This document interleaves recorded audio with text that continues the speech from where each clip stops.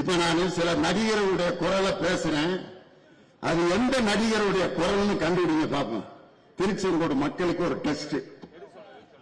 Okay, வேற அண்ணன் ரெட்டி யாரு திருச்செங்கோடுல அப்படின்னு இப்படி கையாடுற ஒரு பழைய நடிகருடைய குரல். நாங்கள் அவனை பின்தொடர்ந்து சென்றோம். ஆஹா, இங்க பாரு, சகோதரி தான் முதல்ல சொன்னாங்க. அவங்களுக்கு எல்லாரும் கை தட்டிங்க. PS பாலையா அவரு மதுரை வீரன் படத்துல படை தளபதியா இருப்பாரு. அப்ப எம்ஜிஆர் ராஜகுமாரி தூக்கி ஓடிடுவாரு.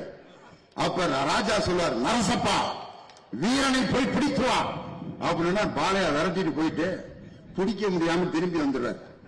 நரசப்பா வீரனை பிடித்தாயா அப்படின்பார்.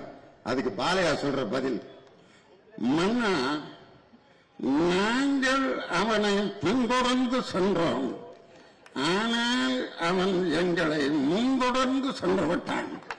முன்தொடர்ந்துன்னு ஒரு வார்த்தை தமிழ்ல கிடையவே கிடையாது.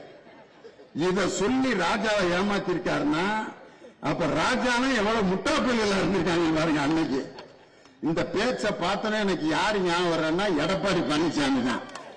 நாங்கள் அவனை பின்தொடர்ந்து சென்றோம், ஆனால் அவன் எங்களை முன்தொடர்ந்து சென்று விட்டான். டெல்லிக்கு எதற்காக போனீர்கள் அப்படின்னு கேட்டா ஒரு நியாயமானவர், உண்மையானவர், நேர்மையானவர் என்னையா பதில் சொல்லியிருக்கேன். நாங்கள் உள்துறை அமைச்சர் அமித்ஷா அவர்களை சந்தித்து தமிழ்நாட்டின் அரசியல் விஷயமாக பேச போகிறோம் சொல்லிட்டு போங்க நேர்மையா. அதை விட்டுவிட்டு நாங்கள் அவனை பின்தொடர்ந்து சென்றோம். அது மாதிரி எங்களுடைய அதிமுக அலுவலகத்தை பார்க்க போனோம் அப்படின்னாரு. 12 மணிக்கு போட்டோ எடுத்து போட்டாங்க. அமித்ஷாவுடன் போட்டோ அப்படின்னா அமித்ஷா அவர்களை மரியாதையின் நிமித்தமாக சந்தித்தோம் அப்படின்னார். மரியாதையின் நிமித்தமாக எதற்காக சந்தித்தீர்கள் அப்படின்னா கூட்டணி வைக்கவா அப்படின்னு கேட்டோன்னா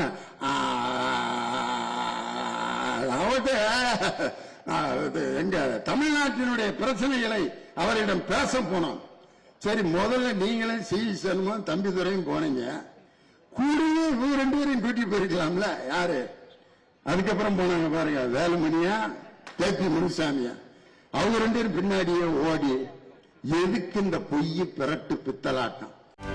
செய்திகளை உடனுக்குடனும் துல்லியமாகவும் தெரிந்து கொள்ள சப்ஸ்கிரைப் பண்ணுங்க.